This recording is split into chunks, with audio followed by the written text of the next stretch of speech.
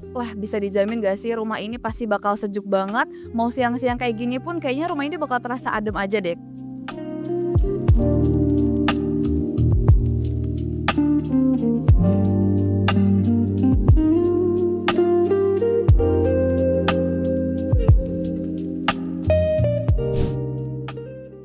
Hai Sobat Hijau, ketemu lagi di channel Arsitek Hijau yang selalu bahas hal seru seputar dunia konstruksi dan desain rumah. Hari ini aku bakal ngajak kalian ke salah satu proyek kita di Bekasi dengan proses rumah 2 lantai yang dibangun dari awal sampai sekarang sudah sampai tahap 90%. Penasaran seperti apa hasilnya? Dan kenapa sih rumah ini harus dibangun dari awal padahal masih terlihat bagus? Yuk tonton sampai selesai supaya bisa kita cek semuanya, bakal aku ungkap hari ini semua rahasia dan prosesnya. Let's go! Nah, sekarang kita lagi ada di dalam perjalanan menuju lokasi proyek. BTW, perjalanan kali ini cukup menarik deh, karena kita akan ngeliat langsung gimana sih perubahan rumah yang dibangun di atas tanah 120 meter persegi, tapi bangunannya bisa sampai 191 meter persegi. Rumah ini gak cuma luas, tapi desainnya juga unik banget loh teman-teman, karena ada void, ada taman belakang, dan bahkan musola. Nanti kita akan kulik semua konsepnya satu persatu ya. Nah, sekarang kita udah hampir sampai di lokasinya. Lokasi rumah ini ada di kawasan yang cukup strategis dan juga cukup padat. Jadi memang ada beberapa kesulitan, termasuk soal perizinan dan juga koordinasi dengan lingkungan sekitar. Tapi jangan khawatir karena tim kita punya cara khusus untuk mengatasinya. Yuk kita lihat proses pembangunan rumah yang udah hampir selesai ini.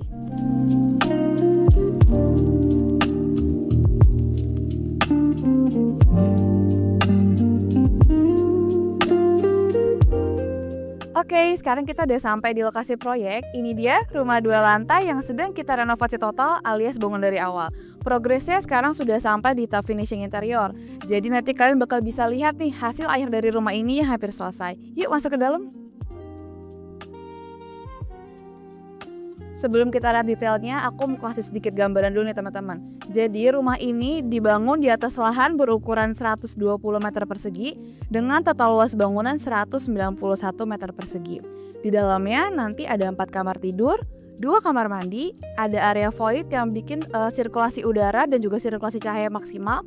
Terus juga ada area taman belakang untuk bersantai, ada musola dan juga tentunya ada carport. Lengkap banget ya, buat santai bisa, kalau ada tamu mau nginep juga nggak masalah. Apalagi kalau mau sholat berjamaah juga bisa, Masya Allah. Yuk kita intip ke dalam. Kita mulai dari area lantai 1 ya. Di sini nanti ada ruang tamu dan ruang keluarga yang konsepnya open space. Terus di sana juga nanti ada dapur yang konsepnya modern. Dan di belakang aku di sini bakal jadi kamar tamu. Terus di belakang nanti ada area taman belakang untuk bersantai sama ada musolanya juga.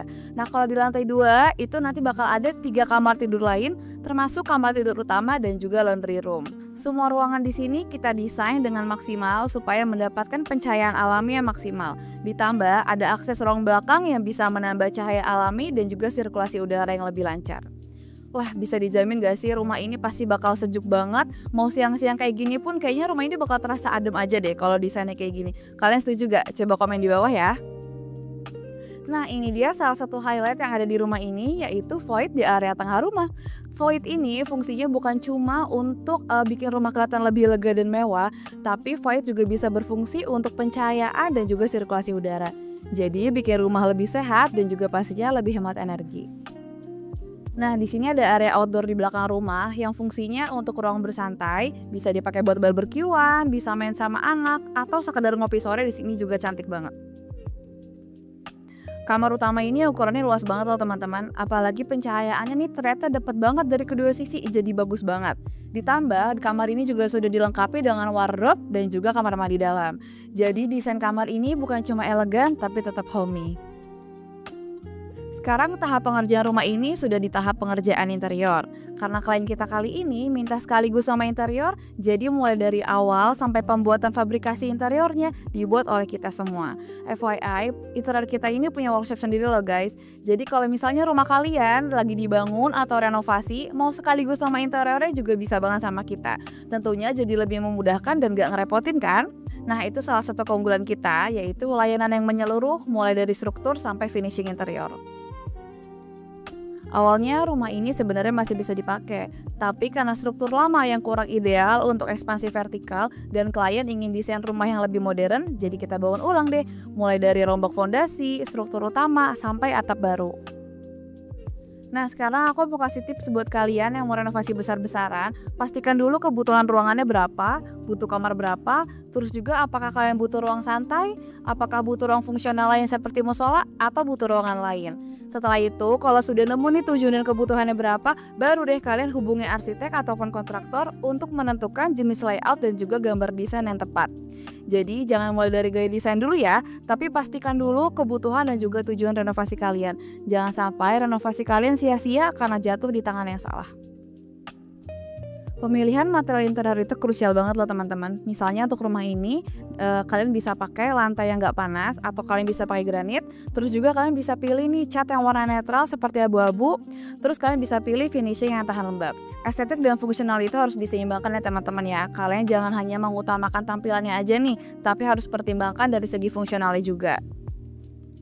Aku punya fakta menarik nih Sobat Hijau. Kalian tahu nggak sih, sebenarnya void atau plafon tinggi di dalam rumah itu bisa menurunkan suhu dalam ruangan sekitar 2-3 derajat loh. Selain itu, efek yang bisa kita rasain pasti bikin rumah kelihatan lebih luas dan lebih megah. Jadi bukan cuma untuk gaya-gayaan, tapi memang ada fungsi yang bisa kita rasain sendiri. Ada yang baru tahu? Boleh komen di bawah ya. Katanya punya tempat ibadah dalam rumah itu jadi suatu tren ya. Padahal nggak juga loh teman-teman, itu bukan hanya sekedar tren, tapi memang jadi salah satu kebutuhan juga. Contohnya musola ini, di ruangan ini ibadah kalian pasti akan jauh lebih khusyuk dan lebih tenang karena nggak mengganggu ruangan lainnya. Proyek ini dimulai dengan konsultasi panjang bersama klien. Jadi kita diskusikan bersama mulai dari kebutuhan ruangan, kebiasaan keluarga, sampai preferensi desain. Setelah itu kita buatkan desain 3D-nya untuk klien supaya bisa membayangkan hasil akhir sebelum pembangunannya dimulai. Setiap proyek besar yang kami kerjakan seperti ini selalu dimulai dari proses konsultasi yang cukup mendalam.